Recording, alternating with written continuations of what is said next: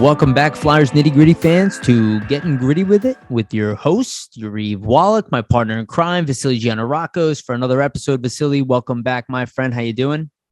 Yariv, back for another one. Here we go. I mean, in terms of Flyers news, not too much for us to get into, I don't think, but we're still gonna have a fun episode. Dead of summer. Dead of summer, and we got, longtime guest, previous guest, friend of the podcast, Chris Maher on. Welcome, Chris.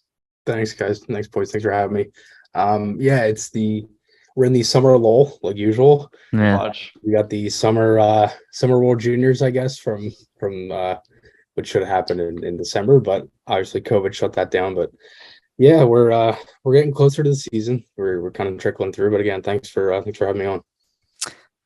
Yeah, Chris, I mean, look, for those who've been listening to this podcast for a while, maybe from the beginning, Chris and I have had quite a bit of episodes on here and quite a bit of phone calls. And now Vasili and I are having a lot of these phone calls. And I think a lot of us are kind of in the same position. I think the good theme of this episode, to be honest with you, is I would say the three of us are probably the most even balanced, I said, of the people that I know. And that might be an insult to some people, but we try to be. People might say that's positive, but I would say if you can be positive in this city, that's pretty even to me, because majority of the stuff here skews negative. I would say the three of us still have some hope left. Not a lot of it, not a lot. I would argue that all three of us have been beaten down because we're not crazy, and nobody's crazy for honestly losing all hope at this point. But I do think this is quite an appropriate episode that the three of us are together, and I think we were just talking about prior to this, right? Like, let's not make this an hour of just complaining about what's upcoming, because there's a lot to still be interested in. There are a lot of narratives here, and that is the same thing that you're nervous about. But there's a lot of narratives here that, could open up interesting avenues, and we can go through players. We'll do that at the very second half, but let's get into the beginning of it. And Chris, I'm going to open up to you first, because I know you're jacked up for this. World Junior Championships, they're upcoming. They start tonight as we record this. There are 4 Flyer players included in this: Tyson Forrester, Elliot Denoyer for Canada, Emil Andre for Sweden, and Brian Zanetti for Switzerland. So again, nice representation by the Flyers. Nothing excessive, but still 4 players there, all looking to make an impact. Chris, what do you think? What do you think about the World Junior Championships? I know you're excited. Like, let's be honest. Talk about positivity through all this. There's no way you're not excited about the games tonight. No, for sure. I mean, right after we're done here, I'm going to be kicking on USA against Germany at 10. But yeah, no, I mean, I think, I was pretty bummed out in December and around Christmas time when the tournament ended up getting postponed, obviously COVID and stuff. But I was pretty bummed, I will say that. And I was excited for it to come back. And the World Juniors has always been something that I've always tried to cover and try to cover all the Flyers prospects in it. So yeah, I mean, for it to come back in August when really isn't much going on, and thankfully there's fans in the building this time, and you're kind of going into it now. You have another Flyers prospect added, because in December it was just 3. It was just Denoyer, Andre, and Zanetti, and now Forrester gets added. So that ended up going pretty well for Forrester, obviously getting hurt and then having the tournament getting postponed too. But again, I mean, look, as much as everybody is upset about Gaudreau and the whole free agency thing and what the Flyers did, I feel like it kind of took the I guess you could say the eyes away from development camp, and it was kind of just like nobody really, I mean, I guess you could say nobody really cared. Dude, I'm sorry to cut you off, but I've talked about it on this podcast several times. Nobody even cares about Cutter Gauthier. It's fascinating. Like, people are like, there's no prospects in our pool. I'm like, okay, yes. Yeah. And look, that's just not true. I mean, they have, but it was to add to your point, right? It's like, right. Yes, exactly. The excitement of the prospects is like completely diminished. It's gone. It's completely gone. Yeah. I like me, myself, I was there every day. And when you're there every day, you kind of see the same people, and it was the same people. Like, usually, like, it's different where, like, last year, for example, like, I'm very curious how training camp's going to look. like with fans and things like that, because last year training camp was packed. It was packed out.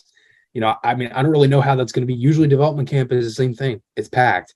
And there's a lot of people, but you know, again, I mean, look, I'm honestly more excited to see Andre and Zanetti because I haven't seen much of them in game form. I've seen Yay, I've seen Forrester. We've seen him play in the American League. We've seen him play, at all these different events, right? Yeah. So I'm more curious to see how Andre and those guys play because, I only saw really one game, I believe, of Andre. I think Sweden only ended up playing one game the last time. I don't even think Switzerland even got a chance to play yet. I could be wrong though. That's just going off my memory. But again, I'm excited for it. Seeing Forrester and obviously we just talked about it before. He's playing on a pretty good line. Now again, that's the practice line. So that's what it seems like it's going to be, but it could always change. But again, there's a little bit different groups. They're pretty even. I don't remember them off the top of my head at the moment, but with Russia coming out, you have Latvia coming in. It seems like you have the top two. You have U.S. and Sweden, Group B, and then you have Canada, Finland. Those are the two neck and necks for Group A, and then the other kind of countries just kind of round out. So again, I'm excited for it. I think it's going to be a pretty good tournament, and we'll see what happens. Yeah. Vasili, go ahead. Sorry. No, definitely. I think it's going to be like an exciting tournament. We saw some flyers were in the tournament back in December that started to kind of heat up, like Desnoyers, Andre. We didn't really get to see them finish out, so it'll be interesting to see if they can pick up where they left off. I know. I believe Andre, he had, what was it? I think 2 points in 2 games to start the tournament. So he started off really well on the power play too. So I'll be interested to kind of just see if he can pick up from there and kind of show those skills back from December, because he is one of those prospects that kind of gets forgotten, I think, in a long list of prospects where the Flyers do have some guys that look like they have some game with Andre, Desnoyers, even a Forrester. You don't really see those prospects and players really mentioned by a lot of the fan base really anymore. And kind of to Yariv's point that, everybody's a bit turned off from the team, or so it seems, but there are, at least with the draft, and we've kind of gone over it in the past, just on the podcast, that I do really like the drafting that Brent Flair and Fletcher have done, and a lot of the prospects that they've selected. They seem like there's like some promise there. So I think as we start to see them kind of come and round into their games more in like the AHL as well as this World Junior Championships, maybe that'll bring some more excitement back, surrounding the Flyers in general. But it'll definitely be interesting. Like, I want to see for Forrester too, and that's the main thing I think with Canada. That's going to be the most interesting part for me. Obviously, watching Better because he's fucking amazing. But watching Forrester, who's a little bit older, has had AHL experience as well, kind of carve his way into a tournament that's really full of guys that have not played in the AHL and really just like at the junior levels and things like that. I want to see if he'll be able to kind of make an impact with the prior pro experience that he's had. So it'll be interesting to see what happens for sure. Yeah. And it's funny because you guys talk about like having these players like Tyson Forrester alone and these names. And I'm thinking back to like when the Flyers were really last awful. And it was, God, guys, remind me of the year. I think it was 6-7. 6-07. Yeah. Oh, 6-07. We were bottom of the league. And I remember everybody goes like, see, it wasn't like when that team was bad, because when that team was bad, they had promise and blah, blah, blah. Like they did. They did. They were at the NHL level also. Like they like just joined the Flyers. Like the Phantoms, like all these guys are kind of like spread out through NCAA and being drafted. And it's not like this cohesive, like, and I think that's part of the problem is the Phantoms aren't very good too. So it doesn't inspire a lot of confidence from the fan base too. But like, there wasn't this like crew that like came in, with high expectations. It's like, nobody really cares about any of these guys, but the guys that you're naming, it kind of like, if you think about everybody that you're naming, and I'm talking about not just these 4, everybody that you guys can think of, that collective group, there was no collection like that earlier of prospects. We did not have anything like that in our prospect pool. We had some home runs, definitive home runs, obviously like Richards, Carter, Giroux around that era. And we had some good pieces there, but there were not like a laundry list of home runs throughout the entire organization. We traded and brought guys in, which, to credit, that was good homegrown stuff. But like, They're about like mid-20s, you know, a guy like Tony D'Angelo. You know, that's the type of guys we kind of brought in, like a Joffrey Lupul, a guy who, you know, people ignored. Upshaw. Yeah, like exactly. Players that like a lot of people kind of gave up on or maybe didn't see. Like even Kimo Timonen was never really thought of as a number one defenseman, even though he really was. He was amazing defenseman. If we had him today, him and Provorov would be easily one of the best top pairings in the NHL. Oh, of course. But you know, the reality is that like people don't see things the same way currently as they do retrospectively after things are validated. So we have to remember that. And like, you know, the guys that you're talking about, first of all, Milan Andre, the fact that I know his height is obviously an issue. Like, let's be honest, but he's also not like a small guy who's like thin and like dangly. Like, yeah, he's skilled and dynamic, but he's a thick player. He's got bite. He's got bite to his game for sure. Yeah, he's also coming off an injury too. Yeah, but this is a guy who probably talent wise, if he was taller, would have been a definitive top pick in the draft. Right? This is not a guy who has the type of game that is ignorable. Like if he was here in the Phantoms, we'd probably be begging to see him get a shot in the NHL. You know, we'd probably see him outplay a lot of our prospects on a regular basis. And Chris, correct me if I'm wrong. I think you said he's playing top pairing. Yes. Mm-hmm. Right. So you look at the role that he's coming captain in as well. Yeah. Yeah.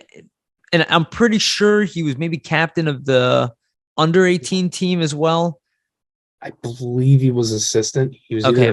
He had a letter. I know that. Okay. I know he's always been one of those guys. He's always been a big name on these teams. Steve Cornianos, we know everything about this guy. But he literally has the ability to control the game at both ends of the ice in that league. Will it transfer to the pros here? We will see. I think this is really nice to see if he can get over his size. I think he's about 5'8". So he's definitely smaller. Maybe he's 5'9" now. Maybe he grew a little bit. He was captain then. Awesome. Yeah, I thought so. But then if he can bring that game over the Phantoms, which I'd like to see, maybe they'll bring him over early.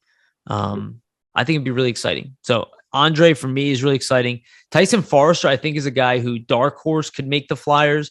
I think by all logic, he shouldn't because he was injured. He missed a bunch of time. Why would you do that? It doesn't make any sense. But the full skill set and what he brings, that's a guy that, you know what I mean? Like if he's ready by any chance, like, dude, you immediately leap a bunch of guys in the lineup. Just everything he brings all together. It's Allison times 2, right? He's just got I feel like he has like a more elite version of everything Allison brings almost outside of like maybe the physicality. It's about even, but he's a guy who's really exciting.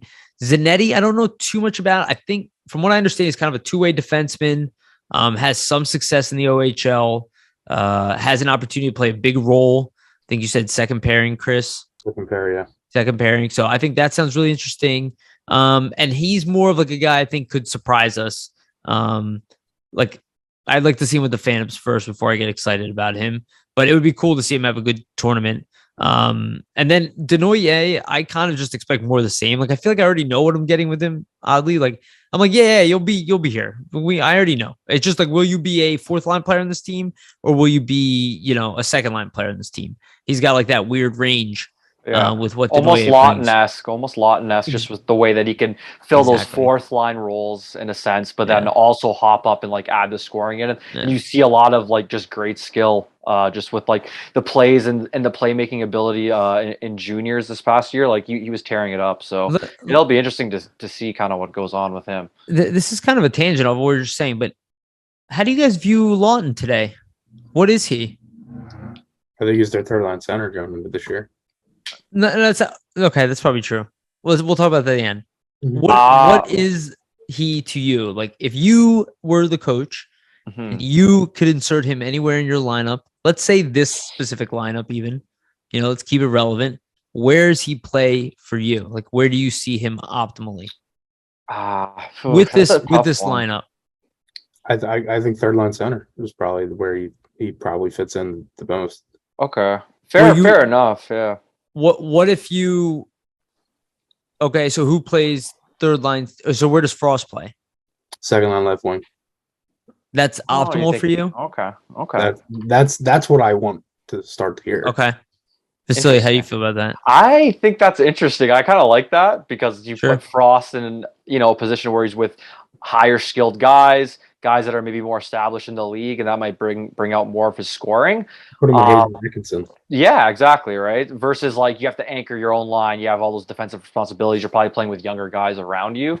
So I like that line of thinking, Chris. Personally, I mean, I think the team is keen on putting Frost at center. Like I think they're going to try to start him there to start the season. But I would, in my ideal lineup, probably have him there too. But I would put kind of Lawton with him on the wing, and then you have a guy that kind of helps him with the defensive responsibilities. And then that way, he gets to focus up on the offense more. I think that's the main thing that they kind of need to do, is just free him up to do what you're good at. Right. So yeah, that's the thing. I agree with that too. I think the main reason why I want it too is because he has a same reason. Yeah. But and the other things too is that he has a better opportunity because Farabee starting the year hurt. Yeah, exactly. He has a better opportunity in camp to make that spot. And going off what you said, that wouldn't make sense. Then you could slip him right down then when Farabee comes back to play with Lawton. Yeah. I'll say mine, but I've already said it on here, and I know it's the least likely scenario as well, is that I would have Lawton fourth line center on this team, but not because I think he's a bad player, but because I'm like, okay, to me, I'm like, there's no benefit to having Brown as my fourth line center. It's not a bad player. He's a good player. Yeah. If Lazinski makes the team, I'll give it to you. I'm willing to change that. But if I really want to make all four lines effective, I go with Frost in the middle with Tippett on his right side.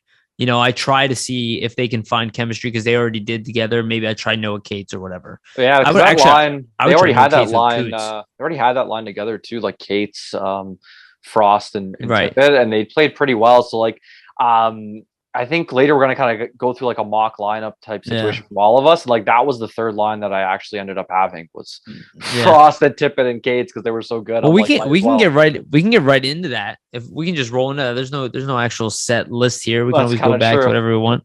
So let's go into that. We were going to talk about like lineups. We've already kind of gone straight into that. And we'll just start by position. We'll start with the forward since we've already been talking about that. We didn't get into D and anything like that.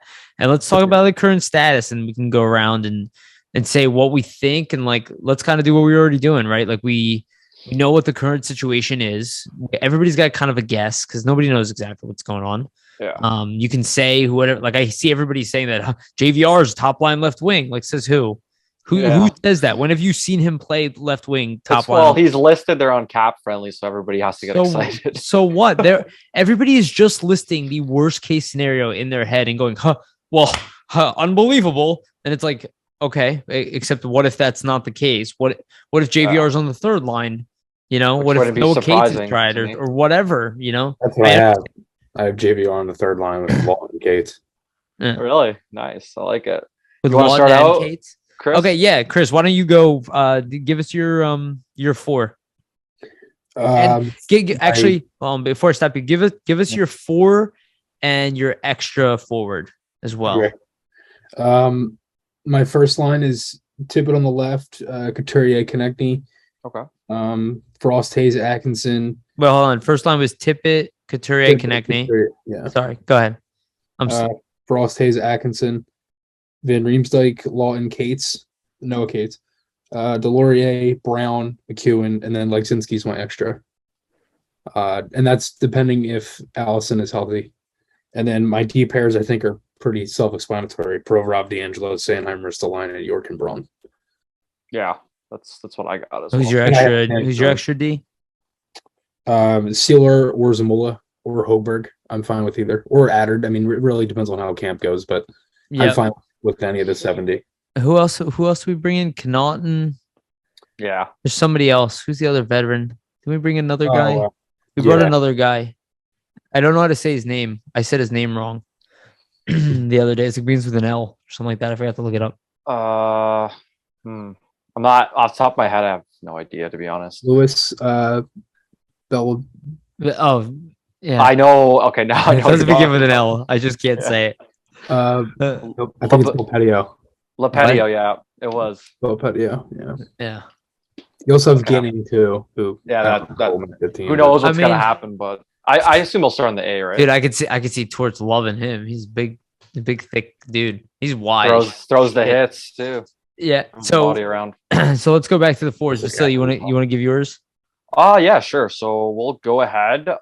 Pretty much, I have actually, which is hilarious, Chris. I actually have the same first line that you had, and that's not by coincidence. We did not compare. So I had Tippett on the left, Couturier down the middle, Konechny on the right.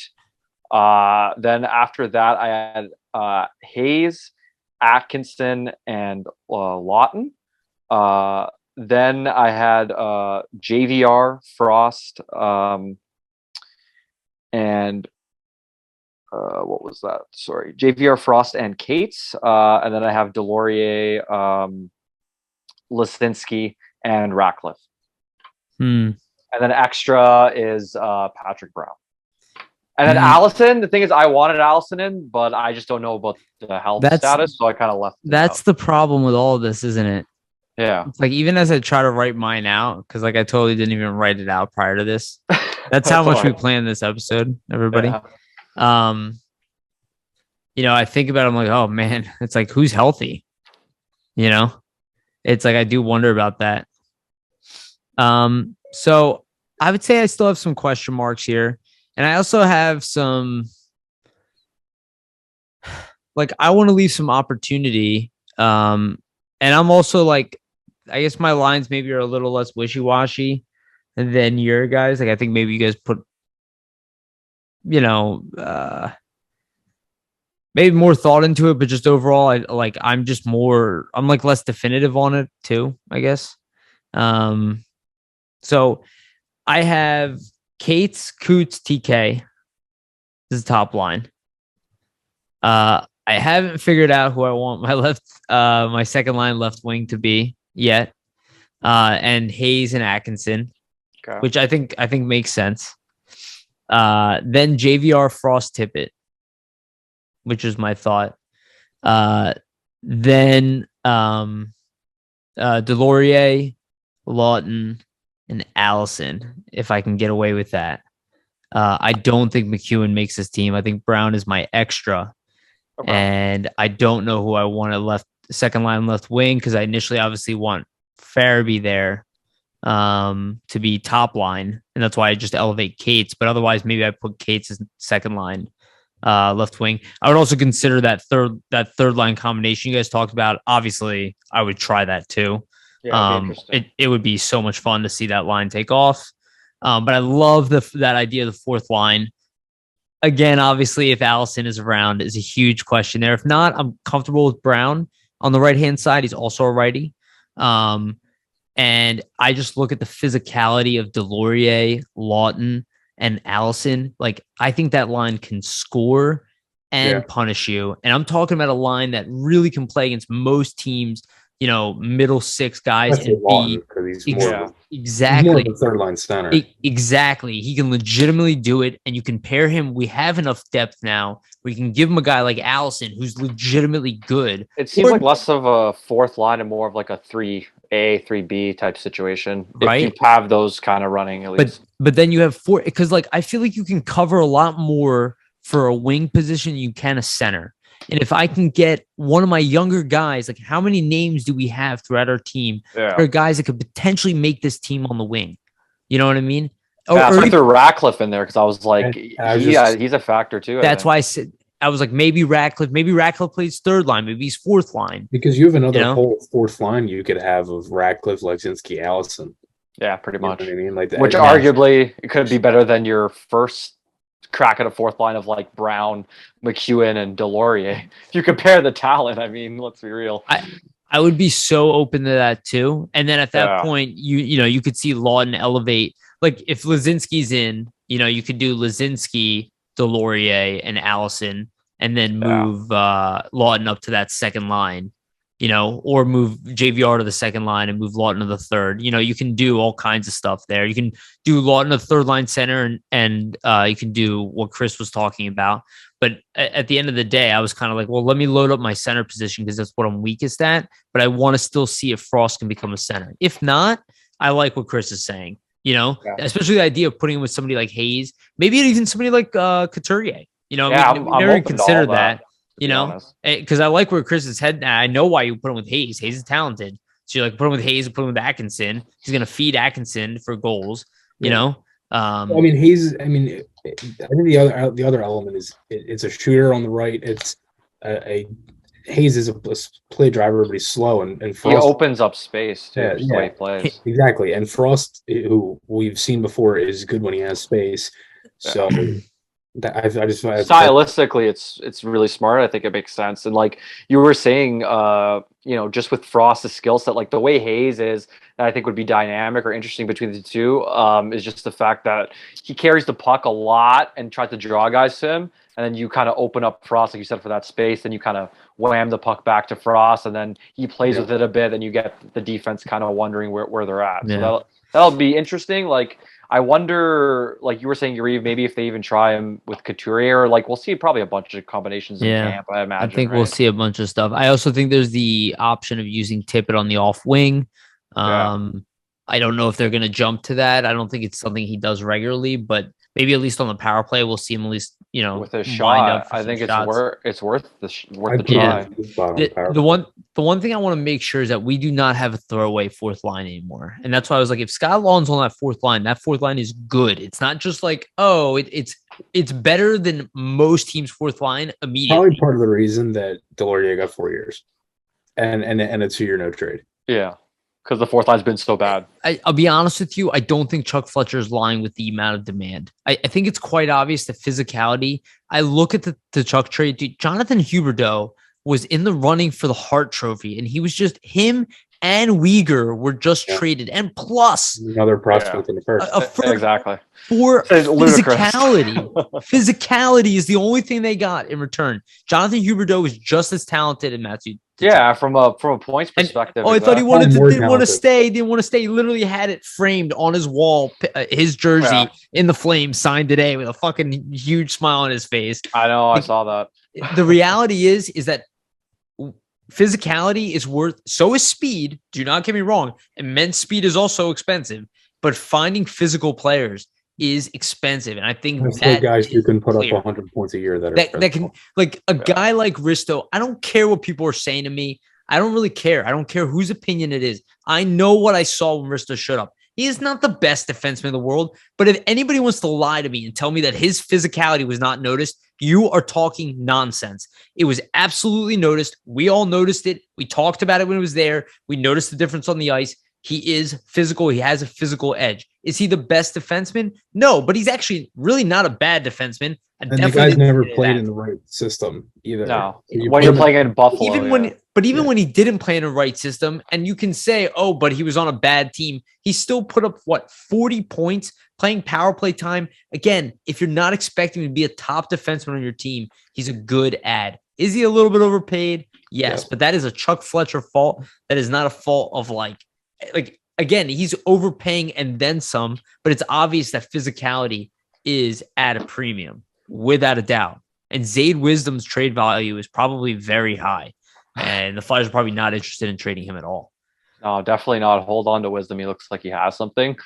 Just for he'll be an NHL player. Yeah, I agree. I mean, dude, this Bump kid's gonna be an NHL player too. Him seems like Bump, Kaplan, and Gauthier all have good potential. They're all going to good college programs. Dude, this college he's going to BC. Okay, can we going to BU with I think 15 other NHL prospects? Can we talk about the fact that there's a good chance that the Flyers hit a humongous home run in this draft, and that nobody really wants to talk about? Everybody's so upset about, but I know, but we went all one position, but we needed something. We needed the thing that we went for, and we probably got it.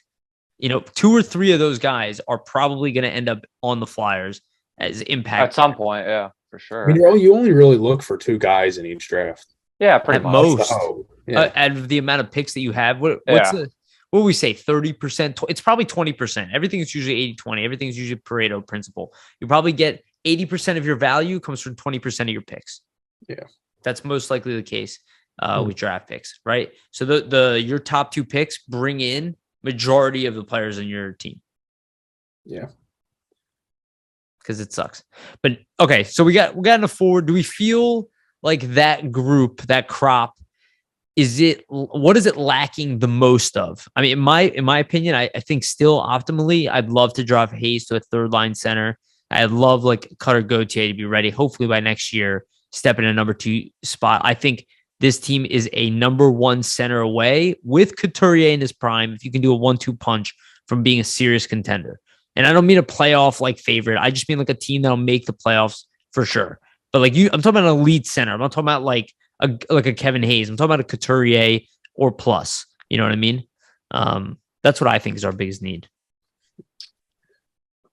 I kind of look at it as I'd see it's tough because like listening to Torts talk about Hayes, it kind of made me think they think of him a little higher. I don't know if they'll try to do something different and he. I'm not saying they can't be good. Yeah.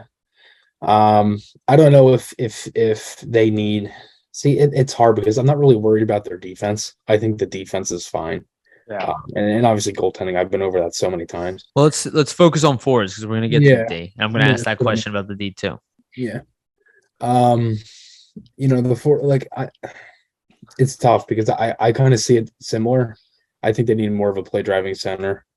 In that second spot, I wouldn't mind that's the thing. Right now, they don't have a legit goal scorer. Like they don't have a legit shooter, like a guy that could put the puck in for you just about every night. They really don't have that right now on paper. Can we define what is a legit shooter? Is that a 40 goal scorer? Is that a Patrick Laine?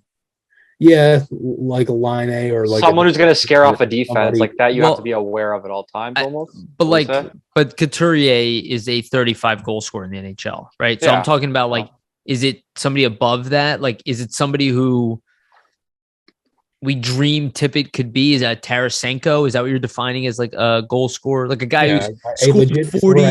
Because Atkinson has said 40 twice, but he's a 30 goal scorer, right? 30, yeah. Exactly. You see what I'm saying? So we're defining as a 40 goal scorer. That is a goal scorer. That's what you're saying. No, I mean, I wasn't really saying 40, but I'm just trying to define it. I mean, like a legit threat all the time. I mean, like, so, example, like if you're looking at their power play, their first unit power play, they probably don't have a legit threat on that. Used to, like with Giroux, right? But they don't really have. Last year we didn't have Couturier, so we don't really know that. He was our legit threat on there. Him and G, right? Those are the only guys we had, right? We don't have any other star players. I mean, it used to be Simmons, right? Yes, but he's not here. Right, and Voracek, and he's not here either. Right. Okay, so we maybe have Couturier, okay? But outside of that, so you're saying we could use another offensive threat of any kind? It doesn't even have to be like elite defensively. Can it be like one dimensional type of player you think would be work too? And again, I'm not trying to be like cynical. I'm like asking like, oh yeah, I guess Gaudreau is kind of a one-dimensional player. Like if it was like if it was like Gaudreau, or if it was like a Kadri or somebody like Patrick Cain, right? He's not good defensively. Do you think adding a Patrick Cain on this team, ignoring the cap hit, do you think that makes this team a playoff team? He's top line left wing with Coots. I think so. Yeah. I mean, I still think that means Gaudreau would have made us a playoff team. I think so too. With Tortorella. I mean, I kind of look at like again because going back to the Gaudreau thing, it's like you don't really have that like you have the player that can get you the fans in the seats and the national coverage and stuff, but you don't really have that player right now. No, we don't. And you're hoping for. Again, you're banking on so much. I'll say this: Coots is that player, but it is forgotten right now. I think everybody forget. Like if you go back and listen to podcasts from 2 years ago, he is that player. That's what I'm saying. It's forgotten right now. You go back 2 years ago, you listen to Flyers podcast, the conversation is completely different. He's a point of game guy, right? And nobody's really. It's not just that. The dialogue was that Sean Couturier is by far the best player on this team. That was the dialogue. Right. And that was when Giroux was here. I'm not saying that was true, but that was the dialogue. So we have to remember that he is still here. He's not just a good player. Like I know people are like, he's a pretty good player. No. He's one of the best players in the NHL. That he is a marketable player in this team. Yeah, I mean, if he's healthy. Of people forget that he's again won the Selke 2 years ago. And I never understood the whole like he doesn't really play games type of thing because in the last 5 years, he's played 305 of the 306. And a lot of those are injured too. And they're all from this past season. Yeah. He played 29 games. Yeah, exactly. So most of it is this past year. Now, look, am I concerned? Yes, he's coming off back surgery, but he was skating towards the end of the year. Well, the thing is, they have it all figured out. yeah. I'm optimistic that he can come back and play. I agree. Until you see him, let's say, not actually perform to the level that we've seen him in the past on a consistent basis, you can't rule out the fact that he's not going to be that guy again, right? And he played the whole beginning of the year hurt. I mean, it was pretty obvious. Yeah, and it was almost a point a game. Points in 29 games. Look, people didn't think that Kevin Hayes would come back. I think I was one of them. I was like, just shut him down for the year. I didn't think he would come back and outperform what he did when he went back for that last surgery, because I was like, come on. He was almost a point a game to end the year, I believe. He even surprised me, right? And I'm optimistic, right? So I think people just have to realize, like, just take your time. Like, I make this joke all the time. It's not Space Jam. Like, there's not some alien stealing these guys' skills. You know, one day they're gone and I understand bad luck happens, but like it's not everything. Not everything breaks. Yeah. I think the one guy that I'm hoping to at least have the bounce back here is Konechny. And if he finishes, he had last year, he probably has 70 points. Don't you think he showed enough when G was gone that he kind of like wrote again? He's got to do it again this year, but I think he kind of rose to the occasion. I think he kind of recognized what's going on. Yeah, is that it's happening? I think so. I mean, I think towards some games, dude, he became a dad, and Giroux left, and all that stuff happened at the same time. You get like mentally. I'm sorry to cut you off, but like mentally, you got to realize like maybe I'm overthinking, but it's like, oh, I have to like be a dad now, and then all of a sudden, like the captain who's been here the whole time, who's kept the stability in that locker room, is now gone, and everybody's now looking at you. So not only is your kid and your family looking at you, but now the team is looking at you too, and it's all at once. So we'll see how he rises to the occasion, and I'm sure that John Tortorella is going to challenge him. He seemed more engaged, but there's towards so the end of the year, much. Anyway. Yeah, but with what he brings, this is what I suspect, that most of the resentment towards Travis Konechny is that what we saw from him was like, holy shit, we found a star player. So everybody right now who's seeing Konechny kind of like be pretty good, but not great, is going, well, you're not what we thought you were. It's the frustrating part about it, right? But don't you think if we see that, don't you think Torts is going to see that? Oh, of course. And this is why I think like Russ Cohen will be like, oh, like TK and Torts won't get along, because Russ knows that Torts is going to be like, oh, young, talented guy with every skill set, plays rough and nasty, drafted in the first round, had an all-star appearance and hasn't hit that level. Like, that's a project for Tortorella. Yeah. That's like, oh, I'm going to get that one. Like, because think about it. If you figure out what's wrong with Konechny and Provorov, for that matter of fact, and we'll talk about the defense next, you look like a genius. Yeah. Yeah, because really good. And I don't think he would even do it to be like, oh, I look like a genius. It's because that is the job. That's why I hate when I see coaches talking about how this guy is not. It's like, I don't care. Your job is to get the most out of whatever players in front of you. So, and I think that's the hope with Tortorella. And I mean, if you look at track record, he's been successful. I mean, in Columbus, kind of doing the same thing and bringing up some younger guys that maybe weren't the most successful to begin their career, or had a bit of rough patches. Like Werenski had a couple seasons that were down years in certain cases, and I mean, he bounced back from those. So we'll see. Obviously, defense, forward, different positions and things like that. At least to end off, like, I know we were going off like, what do we think the forward group needs the most? And guys might laugh at me. I think they need a guy like a Jake Voracek back. I'm not laughing at you. But either way, that's Chris's favorite player, dude. Yeah, but either way, I mean, I knew that, Chris. But either way, like, my thing is like, they need a guy that can really drive play, carry the puck into the zone, have the puck on the stick, and like create opportunities. Like, for me, watching them last season, they didn't have the puck nearly enough. I thought Voracek's skill set was missing. You turnover machine, you. Yeah, but you know Like I what? said, man, You turn over the puck when you have it a lot, right? So like See, that's the thing with why it. don't we So. hear anybody who talks shit on Voracek? Where is that now? When things are down and the chips are down, why don't you go, oh, I was wrong.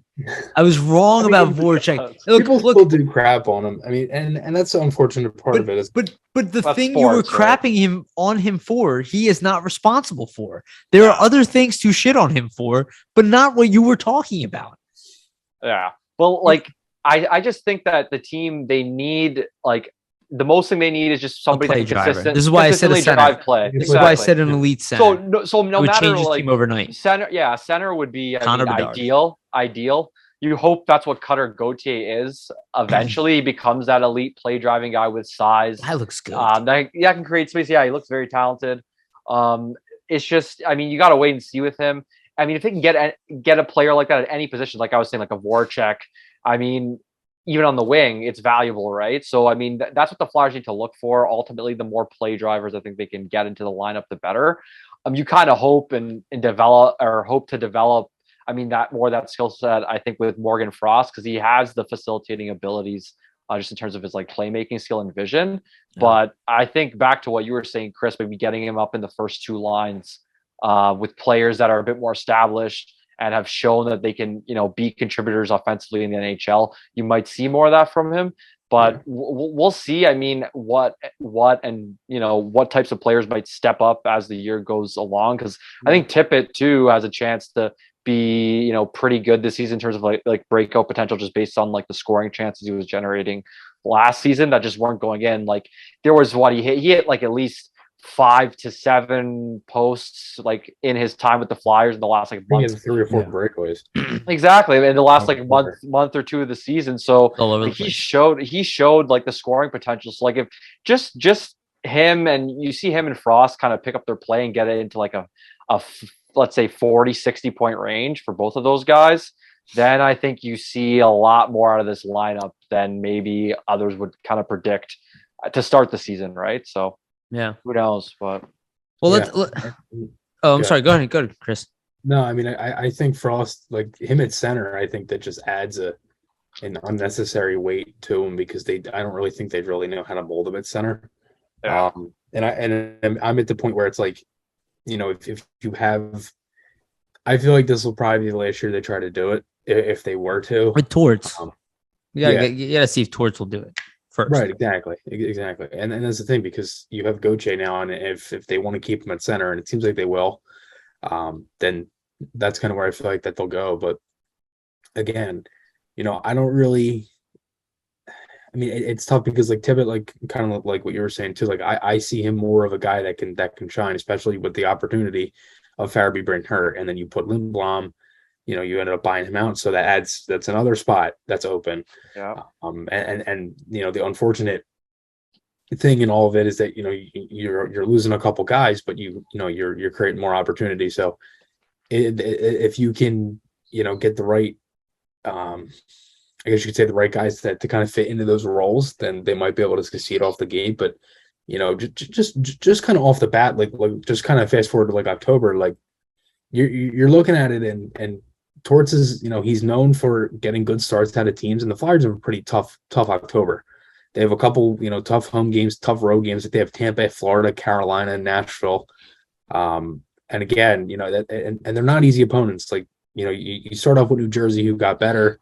You have Vancouver, who gave us a little bit of an issue last year, not too much though. But again, you have a pretty tough month, so I'm curious to see how they do. But again, I think there's a really good opportunity and challenge ahead for them. And if they tank, that could be a good thing too. Matvei Michkov as well. And then you got Adam Fantilli. All those three guys would be welcome. I think the worst place to finish would be like number 10 this year or whatever. You know what I mean? That's what you don't want. You got to hope like if the Tortorella effect of the team really performs well, you got to hope if they do, it's more like playoffs versus like in that mid range. Either playoffs or bust. Yeah, I'm wondering before we kind of go to the defense. I mean, there's not really much to unpack. We probably have almost the same defensive pairs, I'd imagine. Yeah. Who do you think, like, if there would be one surprise that'll make the forward group, like, what would it be in your mind? Surprise Tyson Forrester. Okay. I think Ratcliffe, we talked about him. I think that's a guy who could definitely make the NHL. I think Tippett playing top line would surprise some people, but I don't know if it's that surprising. Yeah. Noah Cates looked stupid good at times last year for some reason. Yeah. Talk about play driver. He could be much better than we think he is. Like, I'm not saying he is. I'm not saying that I predict him to be that, but when shot, so all of a sudden, like, he turns into Brad Marchand. You know what I mean? I'm just saying, like, we're always looking for a Brad Marchand, and it ends up being a guy that nobody thought would be. Yeah, I don't know. I think it's a little. I think the surprise overall would be if that all four lines are good. Yeah, that's a good way to kind of sum it up. I think for me, like, surprising pick, I would probably go the same. Forster, Ratcliffe. Desnoyers is interesting to me. Like, he probably won't make it, but I know last year they gave him a pretty long look in camp, so that maybe is like a long shot. But like, I'd be interested to kind of see that on a fourth line. To me, it's why not? Adard, okay. I think Adard at the 70 is probably the big surprise. Like, if that were to happen, I don't think it will, but I thought he had a pretty good development camp for what it was worth. I mean, he was one of the older guys there, and I think that was his third or fourth camp. I think he is the number 7, to your point, Chris. I just don't know are they going to want him sitting? Like, he's not going to. I'd rather have him start in Lehigh Valley. Yeah, like, if there's an injury, is he the first call up? Most likely. Like, I would rather, and dude, I wouldn't even Braun here. I would rather have him like Lehigh Valley. They play the first 2 games at home, and then when they go on that 2-game road trip, that's when I call it Adard. Well, let's get right into this because let's talk D. See, there's more to talk about the D than we think, right? let's get right into the D. So we're all in agreement, at least, that the Flyers will start off with what on paper is what we define to be Provorov, D'Angelo, Sanheim, Risto, York, Braun. Yeah, I think we all agree on that. Start exactly. Yeah. The 7, none of us are clear on, right? I'm either Adard or Hogberg. Adard, Hogberg, Sealer. Yeah, Adard, Hogberg. Canon played for Torts. We got to remember that. I don't think that makes him likely, even though Russ Cohen would disagree with me on that. I think Canon's playing in the minors, but we have to include it. Yeah, I think signed 2-way for a reason. I think probably Hogberg, like you were saying, Hogberg, Zamula, Adard, Sealer, Canon, any combination of those guys. Honestly, I wouldn't be mad at any of them in a 7 role. Like, if you had to give me, let's say, like, there's an injury to that D core, like, my first call up, I'm going to want either Zamula or Adard. Like, I don't want Sealer or Connaughton in there for an extended period of time. I think you guys would probably agree with that as well. Zamula is interesting to me just because, like, I feel that there's a lot to his game and he actually has the potential to be quite good. It's just, I don't see room for him on this left side. So, like, when's he going to get a shot? They keep going with this, like, injuries. Left side, right side. I know injuries definitely occur, but that would be his first thing. And the reason that he wasn't really given that much of a shot was because they genuinely were just scared that he was going to get hurt. Yeah, exactly. I think that's what Bill Meltzer has been, I think, echoing for the past, like, year and a half. He's a skinny kid, right? Or something along those lines. Like, Flyers don't think he's physically ready. I remember he's been telling everybody that for, like, that's been, like, the story on him the whole time is he's skinny as a stick and he's going to break if we put him in the NHL. Yeah. But at some point, I mean, you just got to throw him in there and see what he can do, right? Yeah. Like, because how old is he right now? He's about what? 20? He's mid-20s. He's mid-20s, right? 24. Probably. So at some point, you got to give him a shot. How old, Chris? 23. Okay. So he's not there. He's not there quite yet. So it's good. He's got another year till he hits that age where 22. Even better, actually. So he's younger than we think. Yeah, I thought he was older, to be honest. Thanks for correcting me, Chris. No, that's important. Well, it's important because 2 years matters a lot. Oh, of course. Yeah. And would show that he's probably not ready for the NHL probably for another couple of years. Realistically, if he's not physically mature, and you look at the Flyers' defense situation, he's most likely going to stay in that pocket. He'll be developed slowly, unless there's an injury, like you're saying, right? Yeah. But he's one of the other, undrafted guys.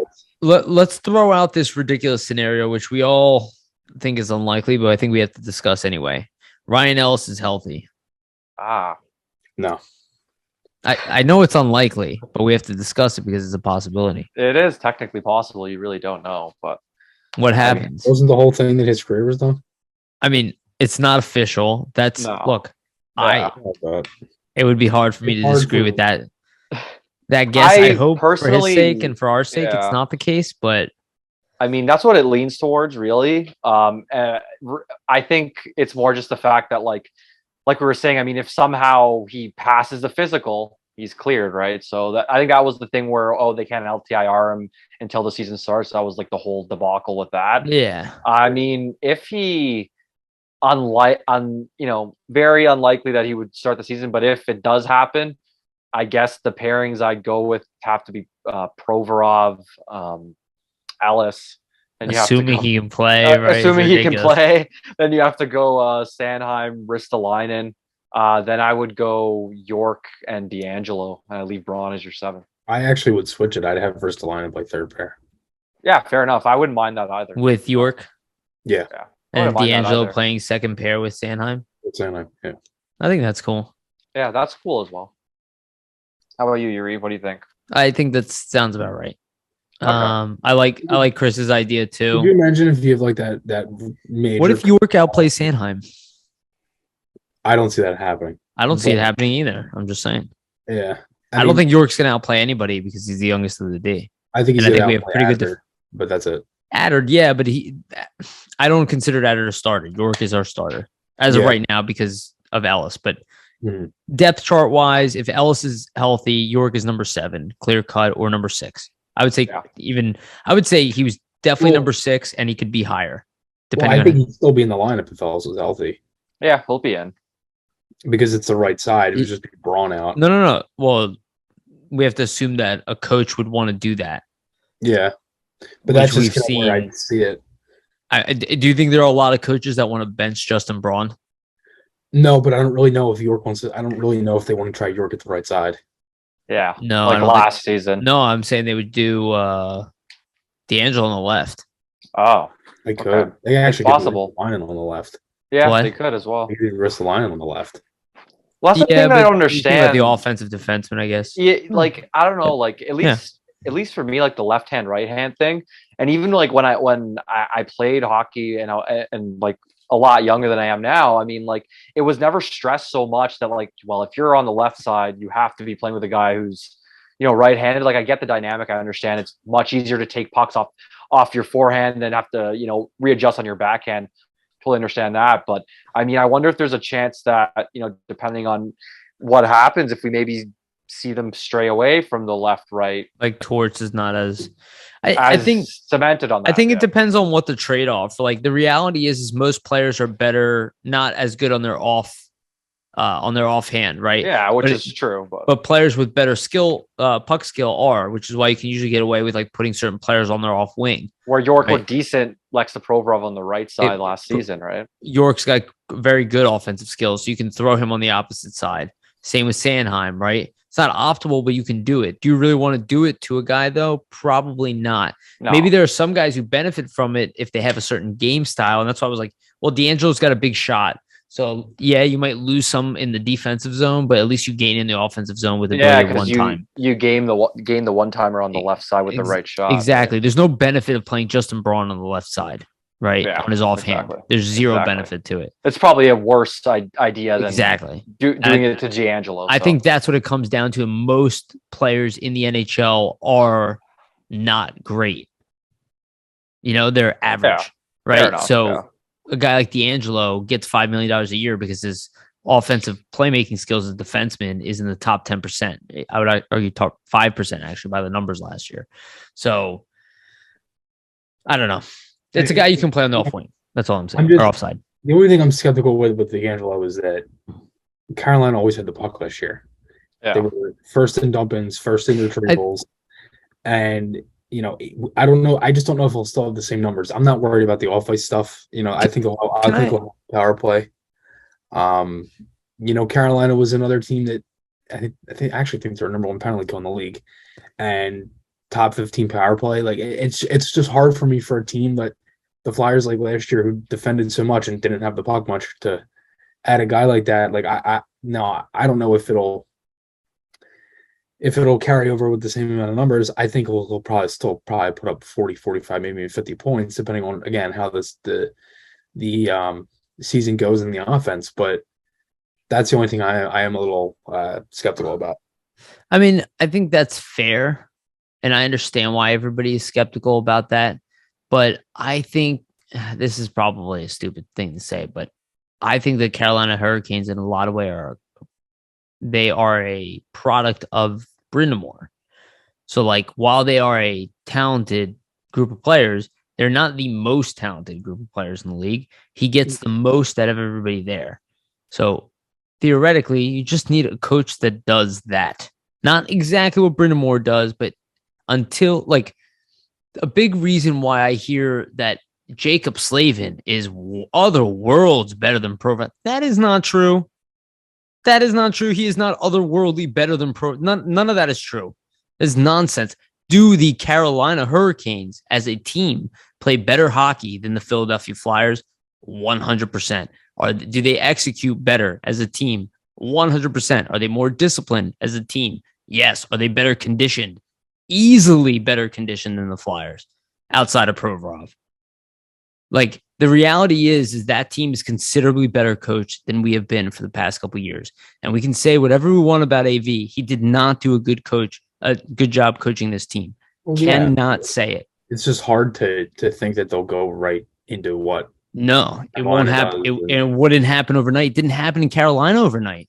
Mm-mm. And it's going to take time. I mean, I don't expect, again, that's why I'm skeptical about it because. But are you skeptical about D'Angelo or are you skeptical about the Flyers' ability to play as a team? D'Angelo. I'm skeptical about D'Angelo putting up the same amount of points. I don't have any. But he's never had a bad season. No, but I don't think he's going to put up 60 or what was it, 51 points again in 64 games. Yeah, that was a number. Yeah, 0.8. Yeah, I think 0.8 a game. Yeah, they had a really good power play and they fantastic. The puck. Well, to your point, I don't see that again. You can't expect the offensive output based off of the way this team produced offensively last year. You're like, just by the fact that the players around him won't produce, there's no way he will produce that pace. But we are going off of this team playing the way they did under AV. And I don't really think that is going to play out. They're not going to be as bad, or even close to it, I would say. I mean, they're going to be a lot more. Do you know what tells me that? I'm sorry to cut you off, but you know what tells me that? Like, I go to the 3-on-3. You're there too, Chris, right? We're at the 3-on-3 tournament. We're watching the preview, or we're interviewing the players, and Zayd Wisdom is there, right? And what does he talk about? He's like, oh, we're all talking about Tortorella's like, conditioning and his running and all that stuff. And like, everybody's chatting about it. Dude, I don't really think that his conditioning is that special. I think that's how little attention to detail was paid in this organization to conditioning. Well, I'm not saying that the average I'm not saying that anybody here is incompetent or that the individuals working there. I'm talking about the level of standard had to always be higher than what it was here. And that's clear because you had two injuries. COVID.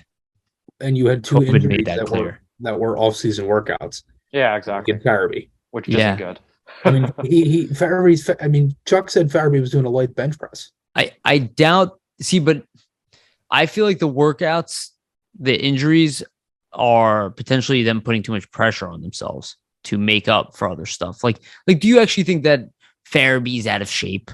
You know what I mean? No, I just think they have a problem with conditioning. And it's like, put on a bunch of weight. And then they try to do that and then they doing it. Or that they try to exercise to compensate. Yeah, we're saying there isn't a visible plan. We're saying the same thing. A visible plan to like, okay, this is what you need to work on to condition yourself better instead of versus like, okay, put this, like, we obviously don't know what is being said behind closed doors, but it doesn't seem like there is something in action that prevents the injury from happening versus causing it. I think we were better conditioned under Hextall. Yeah, I could say. Yeah, because and everybody like made fun of them over for him being too strict, the wings and the pizza thing. Yeah, exactly. Remember I said that? I was like, that shit's bad for you. I said the same thing to my dad. I'm like, everybody's making fun of this guy, and it makes sense. Like, I was like, it makes sense. You're a professional. You're a professional athlete. You shouldn't be eating pizza and wings. That's my point. Do you think Rod the Bod Brind'Amour eats fucking pizza and wings? He's more jacked than they are. That's Yeah, what I'm exactly. saying. Where do they get that from? He's more jacked than the players on the Hurricanes. So, okay, to be if honest. your coach is working out more than you, how embarrassing is it if your coach is in better shape than you? So when he tells you, hey, you're out of shape, what are you going to say? Coach, what are you talking about? I'm in better shape than you. No, you're not. He's got what, 10, you have 15 years on me and you're in better shape than I am. I have no excuse. So I'm saying the level of our standard for being in shape, conditioning right now is average. It needs to get to the 1 percentile of the league. And I think that is what Tortorella is going to do. And I think that's what Brindamore does. And I think that's what some of the best coaches, including Ken Hitchcock, who I don't even know if he was one of the best coaches, and he himself was overweight, but he conditioned the shit out of his players. And I think we have to get to the point where even if we are not the, and I've said over and over again, even if we were the least talented team in the league, we will be the most annoying to play against. And if you have more energy than the other team, you will be more annoying to play against. And everybody's played sports against the guy who doesn't get tired. It's annoying. They're like panting and sweating and their feet never stop moving. And you're like, why do they continue to hustle? Nobody wants to play somebody with a motor. And this team doesn't have one. It hasn't had one. You know, we usually get gassed first, you know? Yeah. I think that's if we don't, sorry. Or if we don't have it at the beginning of the game, it just, it clicks in the third. What, okay. How long have we not had it in the beginning of the game? Years. I mean, how long have we not? Why does that happen? Why does that happen? If you guys really want to be realistic, like probably about when I started watching, 2008, probably.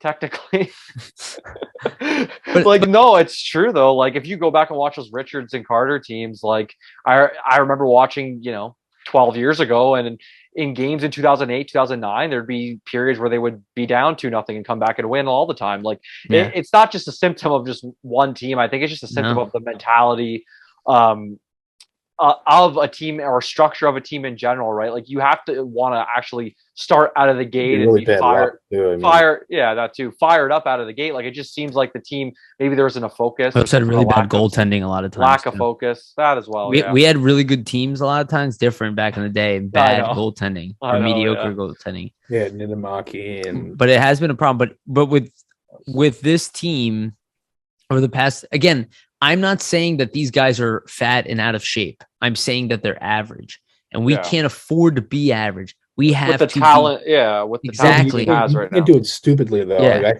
I think the Brink and Farabee thing was like a rush to get like really good and to get into like really good shape, and then they end up getting hurt. Yes, I don't know how you blame the organization for that though. It's really hard for me because, like, again, I'm not training to that level. I didn't blame the organization. I didn't say you did, but it's like, how do you stop a player from getting injured? There might be there are things. The way they're telling them how to do it. 100%. Like, look, I don't know what Fletcher is doing. I have no idea. I know what I would do, and I would definitely be all 100% in on this like training thing. I would be like, my team is going to be the most conditioned team in the NHL. I don't care. I'm going to invest everything in conditioning. This team is going to be known as the toughest team to play for, because you are going to have to be in the best shape of any team in the NHL to play for this team. Like, that's the attitude I would have here. Is like, you need to be the most conditioned team. You are all workhorses. Like, that is like literally, I'll change the goddamn logo to a fucking workhorse if I need to. Like, I'm like not even kidding. Like, that should be the attitude of this team, that no matter what, I think that's what makes the Bruins good. Like, they have that blue collar, and we used to have it, and maybe we still do. Right? Yeah, but I think also it's it comes down from what's his name, the Jeremy Jacobs, who everybody hates. Yeah, right? yeah. Is that his name? Yeah, the owner of the Bruins. Yeah, again, we had that with Snyder. Everything's always top down, but I think it's like a standard you uphold, and I think that like the Bruins are known as always a tough team to play against, right? Oh yeah, the biggest the Flyers thing have lost. Chicago used to be like that too. We used to be, right? This is again the whole Denoyer, this is why we're seeing remnants of the past coming back. This is why Delorier gets a 4-year deal. But it's not just physicality, right? This is what physicality is a team thing. Yeah. But it's physicality, which I'll give it to him. I think we needed some of these guys for sure. But I do think the conditioning thing, like, again, not average, the best. If you were the most conditioned team in the league, you're not losing games. Yeah, well, there's going to be an effect too. Like, especially, I think a big one too for the Flyers is like later on in games. I noticed. I mean, last season, second periods were horrible. I mean, conditioning can have a factor there. You're not starting off; you're halfway through the game.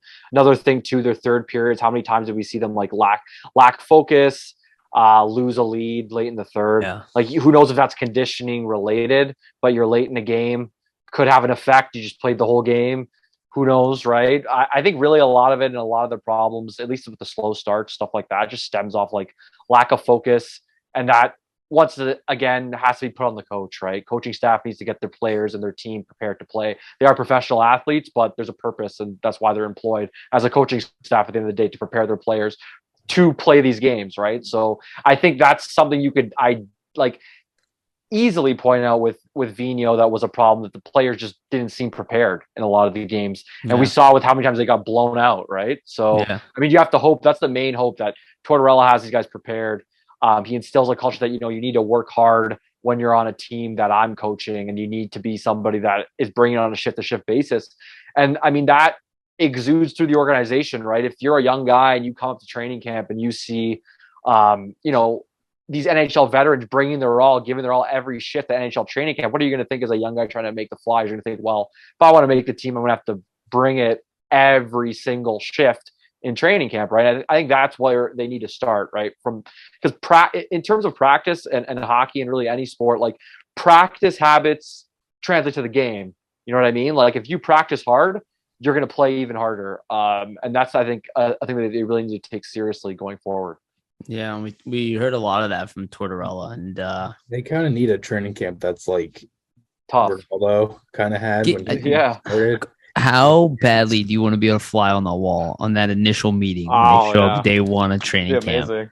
Yeah, when they get in Brooks type shit. Yeah, when they get in that locker room, you know what I mean, and they sit down for that first meeting and they get their. They need like a BF and Flyer type speech again. Like, they have to bring that because they don't have that.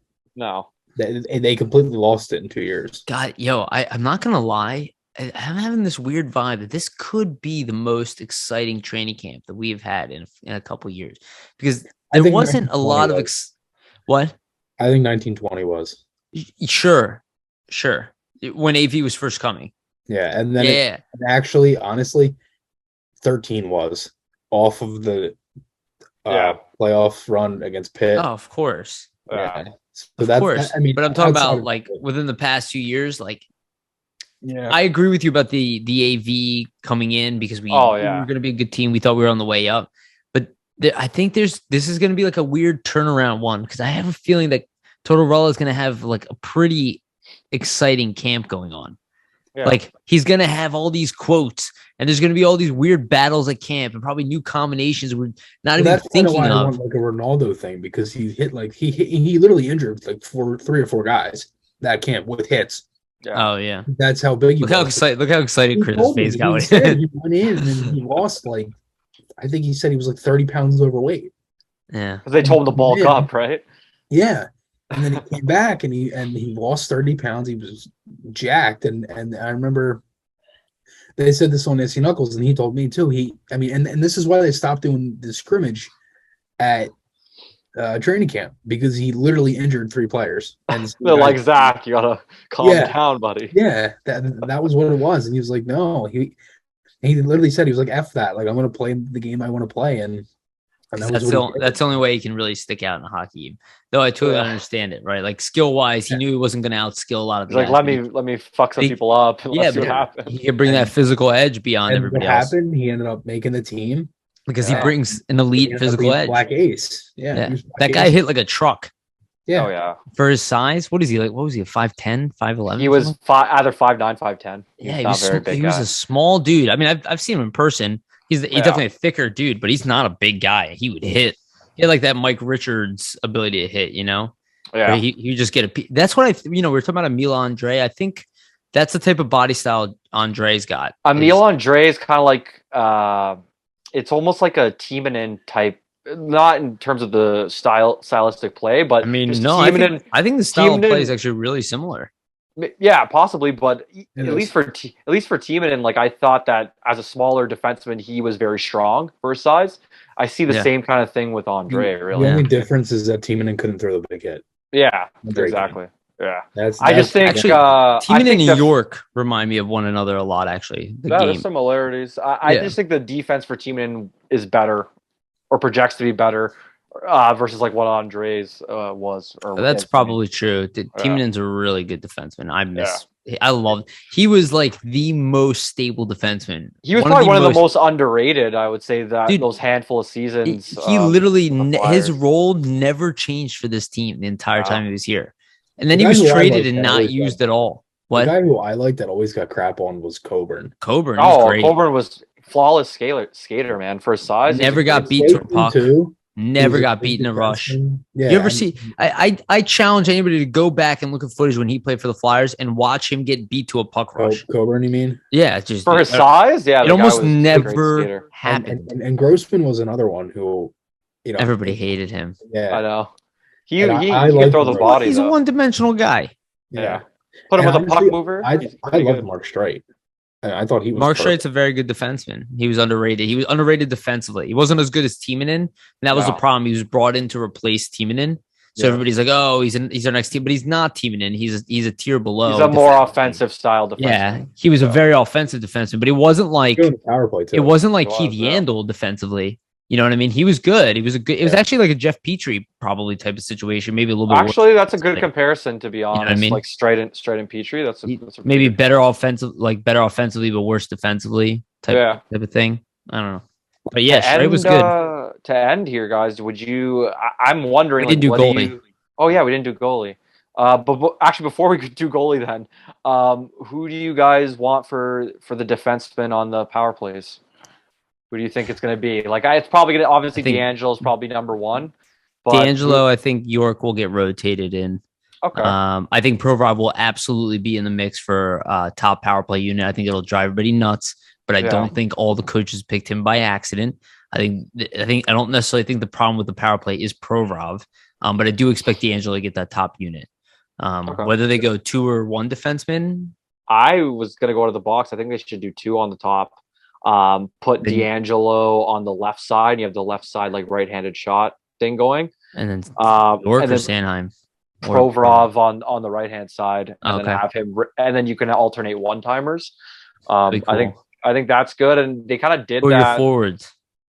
For first power play. Yeah. I do Tippett. I do Couturier in the middle there, and then I do either Atkinson or Konechny. Either one. Yeah. But I like Provorov. Sorry. Yeah, I like Provorov on the right just because they were doing it kind of last season near the tail end, where he would be almost like on your right hand side of the boards. And then kind of wind up for the shot. He has a pretty good shot on the power play, so I think they should try to utilize it a little more if they can. What about the second unit? Second unit, for D, I mean, I'd run 2D again, honestly, do York at Sanheim. I think they have at least like defense wise. I think the Flyers have really good defensemen to place on their power play if they run it the right way, which just depends on if they actually do that. Like I hate the 4 forward 1 defenseman thing. Like you can do that, but to be honest, I think they're more equipped to go 2 defensemen on each just based on the rotation of guys that they have and their skill sets. Maybe with the injuries too right now. Yeah, exactly. What do you think, Chris? For the first unit, I have D'Angelo as quarterback. I think the lone. Just the 1D. Yeah, okay, I think the second unit will be 2D, but the first unit I'd have D'Angelo, Farabee when healthy, Couturier, Tippett, and Konechny. And then my second unit I'd have Provorov and Sanheim as the D. Probably Hayes. If Allison's healthy, I'd put him in the bumper. And if you could use the left side on that opposite side, I'd put Frost. Yeah, I'd probably do the same for the second, like Allison, Hayes, Frost. Farabee too, and I'd have him on the first. It's just I excluded him because of the injury. I didn't even say Atkinson. I think I might have said Frost the first time as well. Yeah. But and then again, you could throw in Atkinson. I think you want him on your second unit as the shot. I think we have too much depth at wing for 4 defensemen I on the know. power play. We do, but I have Well, 3. Yeah, and we might even have too much for 3. I just think a lot of the healthy. I just think a lot of those wingers aren't difference makers on the power play. Like at least some of them, like they're not going to be that guy that's going to like. I think the defense will have more of an impact. I think that is a very valid point with this crop, and I think there's also the fact that we have to include the fact that Cam York might come in even better next year, and if he's better than he was last year, like he could be the top power play guy, or at the very least the number 2 guy on this team. So that does leave 4 guys, though, who definitively can play a power play. Well, I mean, they have 5 defensemen out of the. Well, actually, 5. I'm sorry, you're right. You have 5. You have because you can say Risto could play. You have Provorov, Ellis, Sanheim, Risto, and York. All can play actually power play. 6 if you include Risto and the fact that he's played power play before. And D'Angelo. Yeah.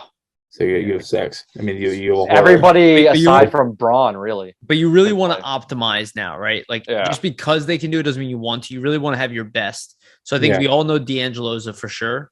Yeah. We can suspect Provorov just based off of history. He'll still get a chance. Sanheim is a maybe. Sanheim's a maybe though. Just going off of history, I'm not saying he has the skill. I'm actually surprised he hasn't done more, right? But then we have York. Chance. He hasn't been given a chance. Yeah. Well, we also have York, who we know that they might want to give power play time no matter what, because that's good ice time for him. Well, it seems like Sanheim can play all situations. Based on how they brought York in last season, like he started off right away on the power play, right? So like they're probably going to try to give it to him. He's got better hands than he's a better passer than Sanheim, but Sanheim's got better wheels and he's got potential. He's got a better shot. He can be more creative. I think with Sanheim, not at least a harder shot. Like not to go against kind of York's creativity, because I think he's a pretty creative player as well. Just with the way he's kind of skates with the puck, Sanheim, I think he opens it up more. He's a puck rushing. He's more of a puck rushing. But that's what I mean. Is that something you need on the power play? Yeah, right. Because maybe we're answering for ourselves. Maybe it's maybe both of them on there was actually beneficial. Which we've never seen anybody bring up the idea of York and Sanheim playing together, which is like really interesting to think of on the power play. And then you got to wonder, even at even strength, what would that look like? Which I know most people will be like, oh, that's crazy. But what if you play York on the left and Sanheim on the right? Which why would you do that unless you had a bunch of injuries? But that's actually pretty interesting. I wonder if they would even play well together. I mean, it's hard because I don't really know if I trust York right now with, again, coming off the injury and then also putting him on the right side. No, it'd be Sanheim on the right. I would do in this case. And Sanheim on the right. It just doesn't. But the point stands. Yeah, no, for sure. I mean, if they're hurt, yeah. But if it's a situation where you don't really have to do it, I wouldn't, because Sanheim just had probably his best season. And we see how many right-handed defensemen, including Adard, right, that we have as well. Yeah, probably not going to happen. No. And I mean, you're going to probably keep Ristolainen, I think, and Sanheim together unless they completely implode. They liked them last season, right? So I think that was the reason why Sanheim played so well. Yeah, exactly. Which people fail to account for too. Ristolainen had an impact there, right? Yeah, and when Risto was out of lineup, Sanheim had some games where he still played as well, and he had some games where he didn't play as well. But the absence, you could see it. It's noticeable. He played better with Risto in the lineup. You can say that that's not the case. This is why I hate analytics, man, because you literally can make almost any narrative you want by positioning numbers a certain way.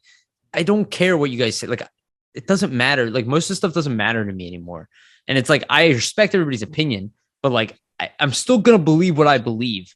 You know what I mean? Like, I can find you analytics. I can find you statistics that are counter. Well, realistically, you could take any data set from, like, let's say why it's driving me nuts. That's what most of this is becoming. That's what I'm saying. I'm not saying the data has no value. I'm saying the arguments made with the data have no value. You gotta use the full sample size. You can't just say, well, from the 11th game of the season to the 59th game of the season. Well, look at Ghost. This guy.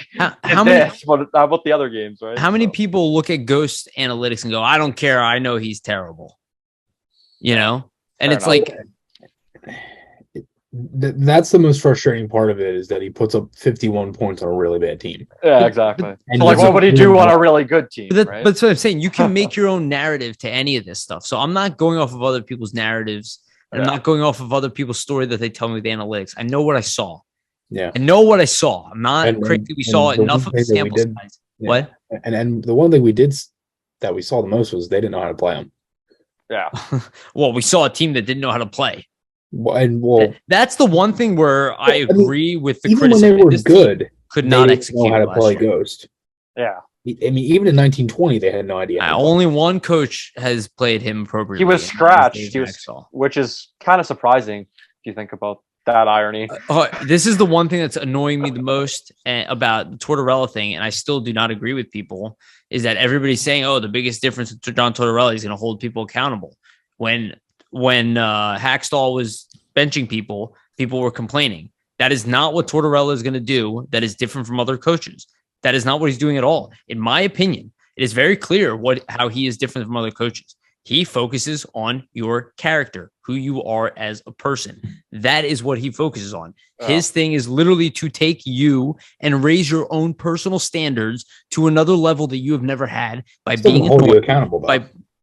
But they all do, just in different ways. I'm saying the thing that makes him different is his approach to holding you accountable. Right, but Hackstall, I think that it's he'll do it publicly. But Hackstall also benched people. AV called out players in the media.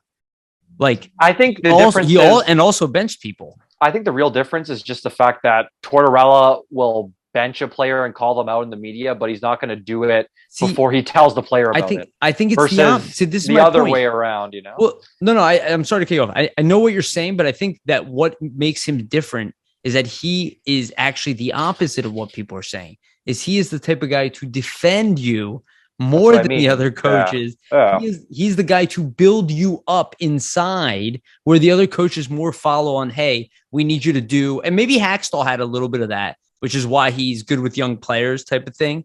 But like, I think that's what Tortorella does that makes him unique, is that he looks at you. And I said, like, I've worked for a guy like this. Like, he looks at you and be like, I know what you're doing. Like, you're better than this. Like, you're bullshitting me. Like, you pretended like you gave me 100% this year, but you really didn't. Like, I know there's more there. Like, you're bullshitting me. And he's a motivator. He's that guy. That's what I'm saying. That's what Tortorella does different. He's not holding you accountable where the other coaches didn't. Is that he is literally focused on taking you and getting you past the mental blockers that you have in your head. Where I think AV is less worried about that and more worried about you setting a standard and say, hey, you come here and execute my game plan, and like precision, we will go. Right? Like, that's what I think. And there's less of a development process, but it's more of just a clear cut and dry. This is what I need. And if you don't give it to me, I'll bench you. I'll even call you out publicly if I need to. Right? Like, that's holding you accountable in AV's eyes. And I don't think Tortorella does that. I think, like you said, he's going to call you out privately. He's honest with the players. And then in the media, he takes bullets. I think that was a big issue, really, like that you could kind of sense, at least. Like, we're obviously not in the locker room, but we've, hear rumblings and things like that, just at the fact that, there wasn't the best communication between the previous coaching staff and the players. And obviously Tortorella is here to mend that in a way, just the fact that he's honest and direct with you. Whereas I don't know if that was the case previously, right? I don't know if they cared as much. Like, I don't know if they valued or even. Well, you could obviously see a guy who was kind of checked out in Vino. Do you guys remember Scott Gordon mentioned something called? I've brought this up on the podcast before. He brought up something called "Start with Why." Not off the top of my head, but you can go into it. So Scott Gordon, can we admit that Scott Gordon is a good development coach? Yeah, I can admit that. The Phantoms were a lot better under him than they are now. It's what he was known for in the AHL. Whether he's great at that or not, but I remember even when he was brought in to be coach, which nobody, if you can look at it now, he kind of outperformed AV, I guess. He outperformed other coaches. He outperformed Yo coming into that position. So he actually did a pretty decent job. They had to work. I remember Nolan Patrick started playing better. It's a hard position to be in as an NHL coach, just because players know the writing's on the wall. 100%. Right? So. But I remember watching an interview with him and Sam Filippo, and he was talking about, he's like, what do you do? He's like, it seems like you focus extra on communication. He's like, oh, well, I have this whole thing of like, start with why. If you guys don't know what that is, it's a concept that's, I guess, kind of tokenized by a guy named Simon Sinek. He's specialist in like business and team building. He has a famous TED Talk, which I recommend everybody watch. It's called Start With Why. It's like 12 years old. It's brilliant. And it's the concept of how you explain and how you get people to buy into what you do. You start with why you do it, not what to do, right? So you don't walk in and go, hey, I need you to do this. You go, hey, look, if I have you playing in this position, this frees up this guy. Do you understand why I need you to do? That's the difference, right? Yeah. And Scott Gordon brought that up, that concept. And I remember San Filippo never heard of it, and it's fine. A lot of people have not. It's very a more common. it's a more motivating mind, like approach to things, I would say. It's actually the video is really great. He scientifically breaks down why you buy Apple's products versus other people, and it's 100% spot on. You don't buy what Apple does, you buy why they do what they do, right? The level of standard, just like we're talking about a team and we want to win a cup, like how do you get a team to buy into the culture? Not saying, hey, this is what I need you to do. This is why I need you guys to work to the level, because I believe this group is going to win a Stanley Cup. You see what I'm saying? Like it's a whole different message. Yeah, of course. I feel like Tortorella understands how to communicate that fundamentally. I don't think he ever needed that video. Do you see what I'm saying? I don't think he needs that. I think that is what this man brings already. I think that's always what he's been. That's his style, basically, in Yes. terms of just the approach of communication with the players, but also explaining, like, yeah. He puts Definitely. the picture together for you, shows you where you work. That's what they all say. I know where I stand, because he's telling you this is not what I need from you. This is why I need you to. Well, yeah, because if you go here on the ice, let's say, and cover a player in this way or back check in this certain way within this, well, this is going to free up this player. Yeah. And like so Lawton. on, right? I know you're too good to play on the fourth line center, but this is why I need you to be fourth line center, because I can roll all four lines and I'm still going to play on the power play and the penalty kill. So you're still going to get your minutes, right? So you can explaining things that way. The why is very different than what. This is what I need you to do. No communication beyond that. I suspect that's what we got a lot of with Michel Therrien. You know what I mean? That's not what you want. And having a guy like Atkinson can help that, because he understands that. Because he's been there before. Exactly. It honestly, as somebody who's worked with people like that, it took me a little bit to get adjusted, because there are times where you'll get called out for something when you even did well.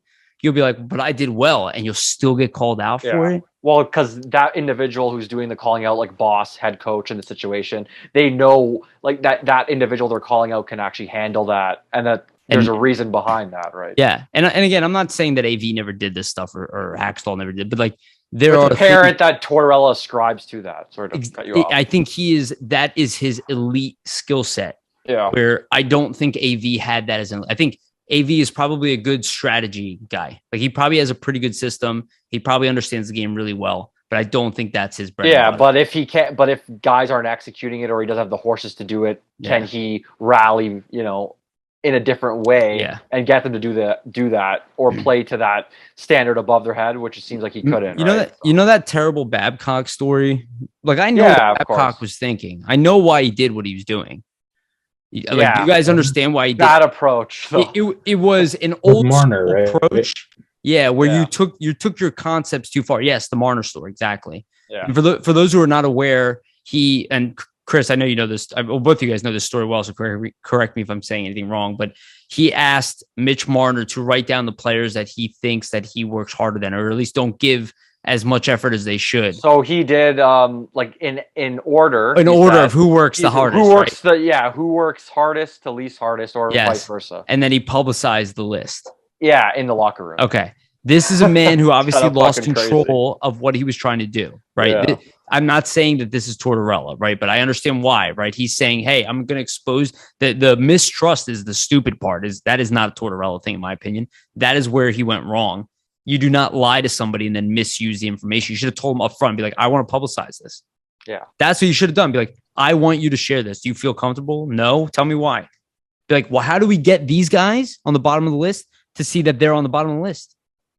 They're not going to feel good if they're on the bottom of the list. That's the whole point. Because he wants to be like, hey, look, this rookie works harder than you. You guys have been doing this for 10 years.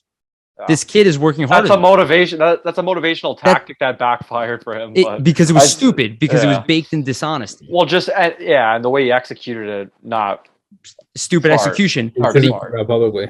Yeah. So again, that's a bad example of how not to do that. There's no trust. The way to technically do that, or at least the way that it makes sense in my eyes, is you get, let's say, a player like that to list it out for you, and then instead of doing it in front of the whole locker room, you go to like the one or two guys. Well, I did this exercise to show you. Actually, I disagree. This is what I would do. This is what I would do. I would go to that player, and I would say, who do you think is struggling the most on this team? If I know that they're the best player, I'd be like, list them out to me. Like, your job now is to get all 5 of these guys to the top of this list. Fair enough. That's what I would do. Yeah. I'd be like, so you know who needs to get ramped up. So you go find the other captains and you come back to me with a plan and tell me why they're at the bottom of this list and how we can get them to the top. Yeah, that's a good approach.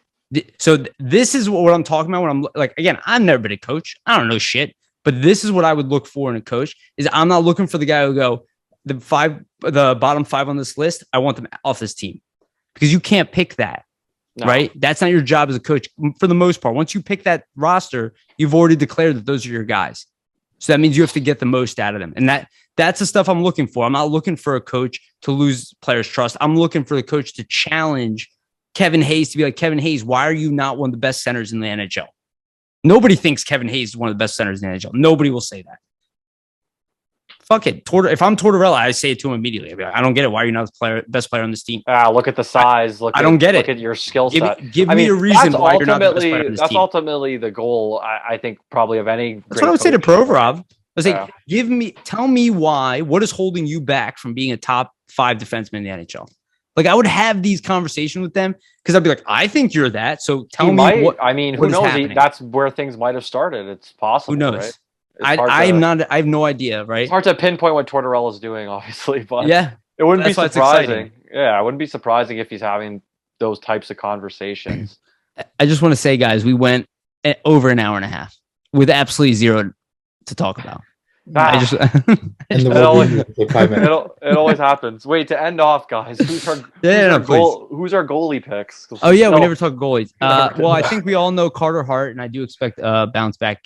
I don't even say bounce back year. I just expect if the team plays better in front of him, Carter Hart's numbers will be very good. I honestly thought that Hart played really well last season. I just think a shitty team deflated. I think he's a phenomenal goalie. Yeah. I think he's a phenomenal goalie. It's a shame we can't get our shit together.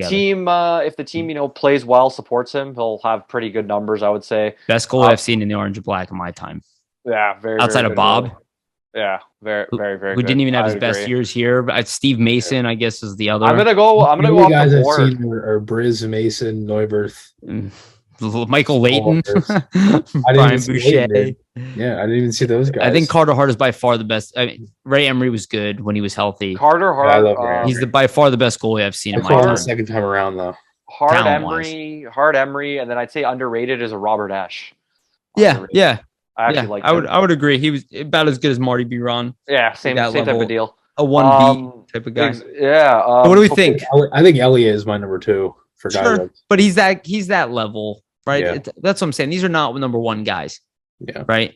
Carter Hart is the only guy that we have had outside of maybe Steve Mason and Ray Emery, who barely got to play. But Carter Hart is a definitive number 1 goalie. He's a number 1 goalie on any team in the NHL, in my opinion. Outside of a team who has another elite number 1 goalie like Vasilevsky okay, fine. But I think he is capable of being good as anybody, just like a John Gibson over in Anaheim. That guy is exceptional and has not been on a bad team his whole career. Yeah. You're not going to have the best numbers. Sorry, just how it works as a goalie. It's just unfortunate. I mean, I personally have no problem with Sandstrom considering where the team is. Do I think it's optimal? No, I think there'll probably be a PTO. I think. Well, but I'm excited to see what Sandstrom can do. I don't really mind. Yeah, I don't think Grosnick will be in the NHL. I think it'll be a camp battle. I mean, I'm curious to see how it goes, but I'm not really. You think Grosnick has a chance to make it?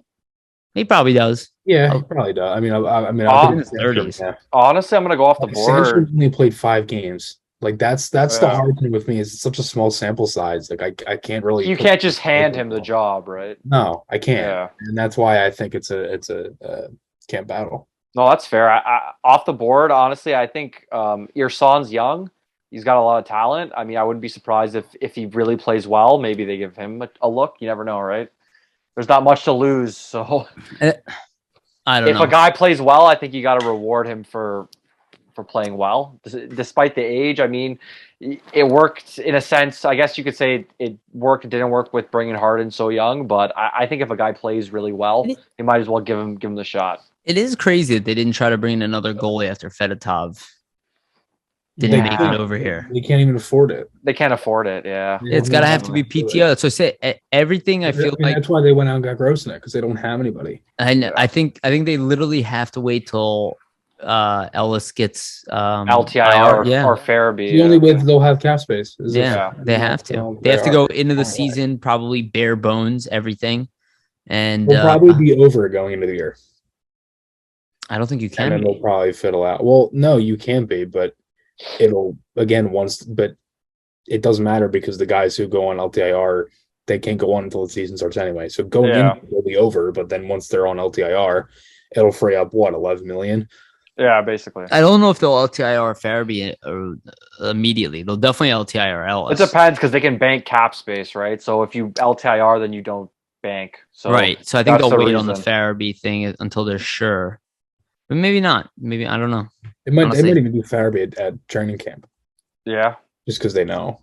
Yeah, it's possible. I'm looking at like the free agent still available goalies. There's definitely going to be PTOs. I mean, fuck.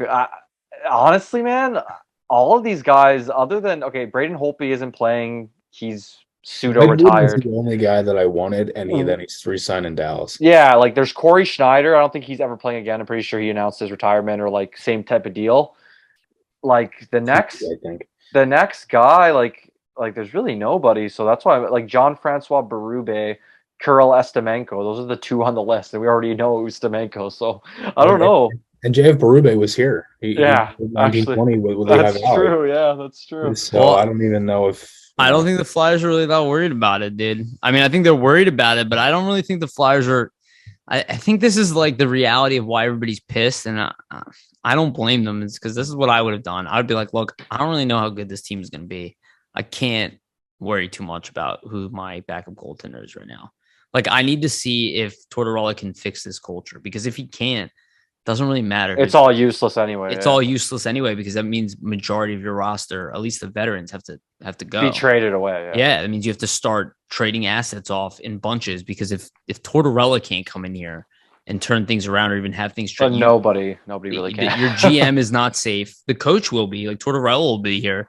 Everybody else, not everybody, but a large portion of this majority, is target. And Dave Scott could lose his job, or at least could lose. I don't know if he'd lose his job, but he could lose like position to oversee the Flyers. It could be relegated to somebody else within Comcast. We don't know. We don't know what. Like, there's a lot riding on this season. If they do not show progress in the right direction, I mean, there's no way that Fletcher will last. No, if it's there's impossible. no progress. It has to be, some things have to go right. Well, literally, trending in the at right least direction. The only way I see the guy retaining his job is essentially just their bottom five. Like, they have to shoot up to like at least 15th, like in that range. Like, they're almost on the playoff bubble. They're fighting for a spot. If they're as bad, like if they're bottom five by December, he's fired. Like, that's my opinion. I look at their season like they need to have a season like Detroit's had the past couple of years. Yeah, where they look like they're getting better. Like they're not a great team, but they're improving. Right, you they're can see improving it every year, and you know, you see the young guys taking steps. All that right, stuff. and when you look at like, you know, one of the big things the Red Wings did this year was, you know, when they're going to be a playoff team this year. 9-1, and I 100% agree. 9-1 and like 10-2. I mean, they lose games like that against teams that really they could beat, and teams like Dallas, right? So, you know, I think they even got blown up by Arizona at one point. So I mean, it kind of showed you that they were a little fragile at times, and they go out and they get all those guys, and they still have cap space remaining. So, you know, that's kind of how I look at it. And you know, that was their time to pounce on it, and they did. And that was the unfortunate thing with us, was we did it in, you know, a fragile kind of. Do you guys think JVR will be here by the end of the year? I think he'll play a higher role to possibly get traded at the deadline, but I think he'll be gone at the deadline unless the team's in a playoff spot at the deadline. I think he's gone. I think Fletcher will be trying to trade him all year. I think why not? Traded at any point, even in the very beginning of the season. Yeah, like, why not? If a team experiences a big injury and they need a winger, we'll be there. You know, if a team, like, I think no matter what, we'll try to move him, even if he's playing well. in terms of just the asset management, just the depth of the team, I think that's the smartest move because just look at their wings; they're loaded. So like, if you're gonna remove not as much anymore. no, but if you're gonna remove Now with any the injuries and if you're gonna remove Lindblom. like any player though, like the team like depth wise organizationally has a lot on the wing, so that's the only place. Yeah. And the thing is with him is, you know, he's actually done pretty good in the odd. It's weird. But he's done better in the odd yeared seasons. You know, we know JVR is about to have a career year this year. Probably. I mean, he wasn't great when he first came back, and then end of the year with almost 30 goals. What if JVR is like 80 points next year? He was almost point a game that like COVID like a monster season, like that COVID shortened year. Like I remember the year started and he was on a line. It was like him, Couturier. Let me ask you something. They lit it up. If he puts up 70 points, yeah, do you keep him? No way. No. But can you imagine how weird that would be at the end of the year where you're like, he could put up 40. Like, let's say the Flyers are a playoff team. I'm just saying, let's say the Flyers are a playoff team and everything turned around. It's all optimistic, right? The best case scenario. We're a playoff team. Everything got turned around. The offense is flying. JVR puts up 70 points on the top line left wing. Do you keep JVR? No, I can't keep him. I can't do it. He's still a free agent anyway. So you'll have to let him go. I completely agree. No matter what, just get him out of here. Get him out of here. What can I get? Third round pick? It's just the money, man. It's just the money, really. Like, but then he's actually earning his money. I know, but then you have to pay. Even to then, keep him, you have to pay him again. So you're I know. No. That's the irony is that like you're better off just being like, we really don't need you. Even if he has his Chris Kreider year where he scores a bunch of goals. Look, there's no way in hell I will ever compare JVR to Johnny Gaudreau. Johnny Gaudreau is better than JVR ever was, right? No doubt about it. 100%. But it has to be in the back of your guys' mind that if we sign Johnny Gaudreau, that at the end of that contract, people will be like, God damn it, we need to get rid of that contract. I'm not saying that matters. I'm not saying what. And I don't see it that way. And I'm at the point now where it's like, I'll worry about that when it comes. Yeah. That's the reality. That's a reality. But most likely at the very end of that contract, we'd have to be dealing with that contract. Right. But I agree with you. I would have done it too. In fact, I would argue if we were better managed, the aggravating point of it is that we would have had money to do it. And the thing is he signed for less than what we thought. He signed for 9.5. And everybody had him at 10, 11. 10.5. Yeah. I do want to say this. That seems to be the case with almost every single player. That they sign less than what people think. Everybody assumes that. Well, I mean, the worst case scenario. It was but it's not even that. It was just it was clear that the money wasn't the thing for him. I mean, he wanted to come to Philly. His offer from New Jersey was what, 11? Yeah, but I mean, how much did Matthews to Chuck get? He got 9.5. Yeah. Right, but in Florida, in Gaudreau's case, the money wasn't the issue. No, it was where I completely agree with you. But I'm saying that like Coots signed for less. Like majority of the time, the players signed for less than everybody's saying. Yeah, because there's different factors at play that we're not privy to as well. Think about the times where that has not been the case and how bad that contract is retrospectively. For instance, Seth Jones. The market nailed that one. Seth Jones is going to get 9.5. Dino Nurse is going to get 9. They're not worth that money. No, yeah. Those were horrible contracts. Not close. Those were stupid. Do you see what I mean? So you're screwed now.